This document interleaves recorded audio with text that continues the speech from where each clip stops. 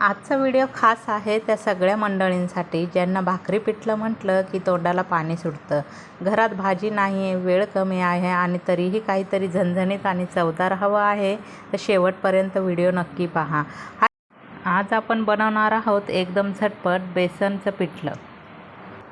इथं पिठलं बनवण्यासाठी मी 1 वाटी बेसन पीठ घेतलेलं आहे। इथं मी 7 ते 8 हिरव्या मिरच्या घेतल्या आहे, 7 ते 8 लसूण ठेचून घेतला आहे। इथं 2 मीडियम साईजचे कांदे बारीक चिरले आहे आणि कढीपत्ता घेतला आहे। आता आपण कढई गरम करायला ठेवूया। आता इथे 2 ते 3 वरगळ तेल घ्या।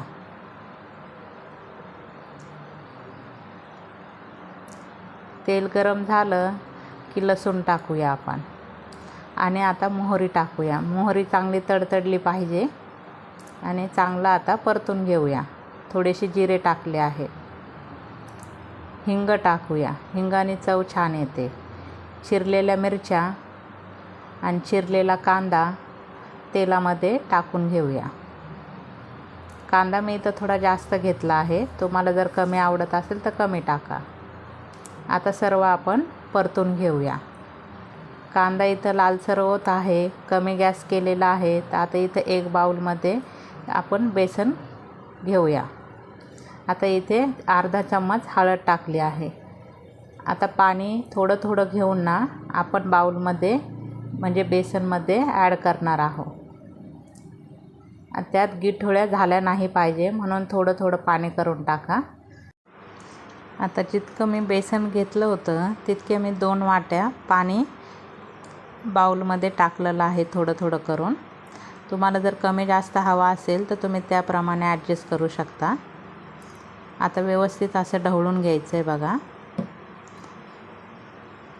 आता त्यामध्येच मी थोडीशी कोथिंबीर बारीक चिरून टाकलेली आहे। आता इकडं आपला कांदा छान लालसर झालेला आहे, त्याला व्यवस्थित कांद्याला परतून घ्यायचं म्हणजे जेणेकरून चव छान येते। आता इथं फोडणीमध्येच आपण कोथिंबीर टाकून घेतली आहे। थोडी कोथिंबीर मी जास्त टाकलेली आहे, कोथिंबीरीने चव छान येते। आता इकडं आपण बेसन जेवढं पाण्यात कालवून ठेवलं होतं ते आता आपण कांद्यामध्ये टाकलं आहे। आता ह्याला व्यवस्थित असं ढवळून घ्यायचं आहे, नाहीतर गिठोळ्या होतात। बघा छान असं व्यवस्थित शिजत आलेलं आहे। आता गॅस कमी करून झाकण ठेवूया। 1 ते 2 मिनटासाठी आपण झाकण ठेवलं होतं। आता ह्याला व्यवस्थित असं परत आपण उलथण्याने हलवून घेतलं आहे। आता परत मी झाकण ठेवते 1 मिनटासाठी। व्यवस्थित अशी वाफ आली की म्हणजे आता बेसन इथं आपलं तयार आहे, म्हणजे पिठलं तयार आहे। आता पिठलं तर तुम्हाला भात, चपाती नाहीतर ज्वारीची भाकर, बाजरीची भाकर याबरोबर बी छान लागते।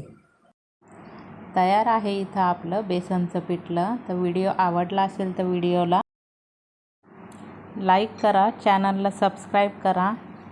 व्हिडिओ बघितल्याबद्दल धन्यवाद मंडळी।